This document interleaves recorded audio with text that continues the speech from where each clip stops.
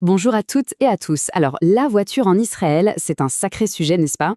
Et surtout, la grande question, comment en acquérir une?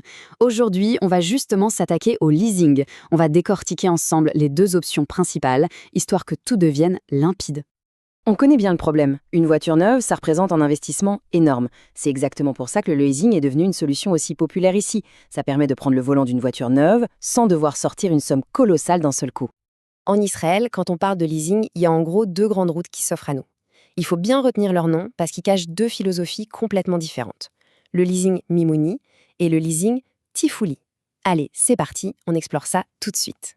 D'accord, alors première option sur la table, le leasing Moumouni.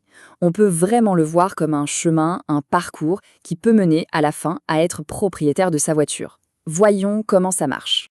Le principe est plutôt simple en fait. C'est un contrat de location qui dure en général entre 3 et 5 ans. Chaque mois, on paye une mensualité fixe. Mais le point vraiment essentiel, le cœur du Mimouni, c'est ce qui se passe à la toute fin. On a la possibilité de racheter la voiture.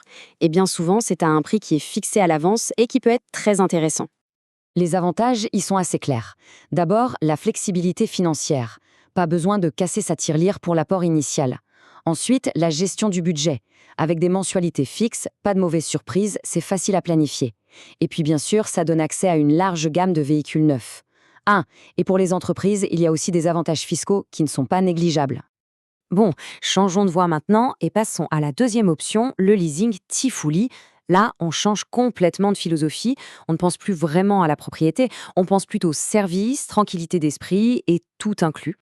Le Tifouli, c'est ce qu'on appelle un leasing opérationnel. L'idée centrale, c'est simple. On utilise la voiture, on ne la possède pas. À la fin du contrat, on fait quoi? On rend les clés, tout simplement. C'est une approche qui est vraiment basée sur le service. Ici, les avantages tournent vraiment autour de la souplesse et de la tranquillité. Les paiements mensuels sont fixes, le choix de voiture est vaste et surtout, les contrats sont hyper modulables. On peut adapter la durée, le nombre de kilomètres, en fonction des besoins qui évoluent. Il y a même des contrats qui permettent de changer de voiture en cours de route. C'est dire. Voilà, on arrive au moment crucial, le carrefour. Maintenant qu'on a regardé chaque voie séparément, il est temps de les mettre face à face. C'est là qu'on va vraiment comprendre ce qui les oppose. Et la différence fondamentale, elle est là, noir sur blanc. D'un côté, le Mimouni, c'est le chemin vers la propriété. C'est l'option pour celles et ceux qui voient leur voiture comme un futur bien personnel. Et de l'autre, le Tifouli, c'est la liberté totale, la libération des contraintes. Fini les soucis d'entretien, de revente. La vraie question, c'est est-ce qu'on veut posséder ou est-ce qu'on veut juste utiliser? Ce tableau, il est parfait pour visualiser la répartition des tâches. Regardez bien, avec un Tifouli, la société de leasing s'occupe de presque tout. Les réparations, l'assurance, la paperasse, c'est la formule zéro tracas. Avec le Mimouni, c'est différent.